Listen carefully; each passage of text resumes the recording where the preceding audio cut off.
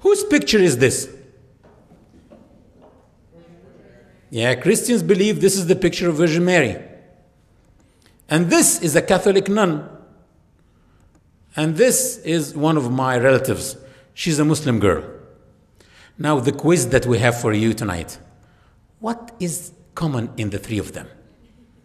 For God's sake, what is common? They are all wearing hijab.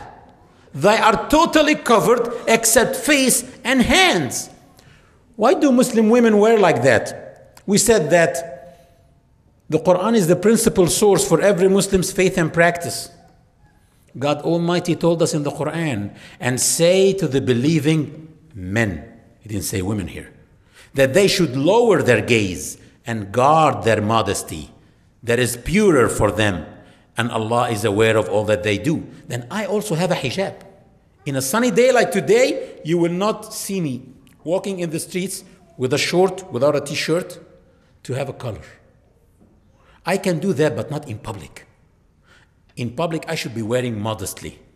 And the rest of the verse, and say to the believing women that they should lower their gaze and guard their modesty, that they should not display their beauty except that which is apparent, interpreted face and hands, and to draw their veils over their bosoms, and not to reveal their beauty except to their husbands, their fathers, their husbands' fathers, their sons, their husbands' sons, their brothers and the brothers' sons and their sisters' sons, which means that Muslim women are not always wearing like that. In front of close relatives, they are wearing normally, showing their hair, their arms.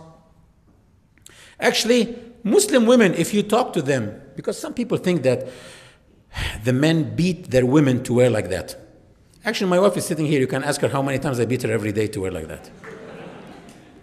But I loved so much what some Muslim women said to me, that after I embraced Islam and I wore hijab, I felt that I am taking control.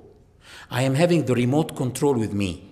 And I can show that man only my face and my hands. And that man, because he is my father, or that man because he is my brother, I can show him my hair and my arms. And that man, because he is my husband, I can show him anything that I want. I am taking control. I am more free than before. I like that so much. Another sister told me, well, I like when people deal with me as a piece of mind, not as a piece of meat.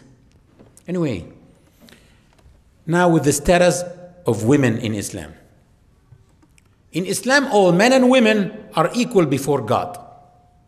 Both of them are equal before the law.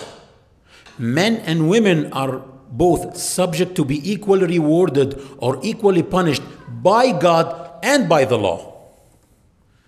In Islam, women are like men. They have the right to gain education, engage in business, engage in professions, public life, and keep their family names. If I showed you the ID, the driver license of my wife, you will find her name Shireen Hussein Mahmoud Ibrahim. And if you took my ID, it says Fadil Kamil Soliman. And guess what? She's my wife since 11 years. Still her name didn't change, and it will not change. Because we believe that like that, she's keeping her identity. Why should she go and change her family name? If you change your family name, what do you go? You go to the DMV. To do what? Change your ID, your identity. So, no, Muslim women keep their family names and their possessions are secured. So, the Muslim man doesn't have the right to touch a penny of his wife's money. Actually, it is his obligation to cover the household expenses. And if she spent and helped, it's considered a charity from her. She has other obligations and other responsibilities, completely separate financial identity. She should pay zakah on her money. He should pay zakah, the financial obligation on his money, and so on.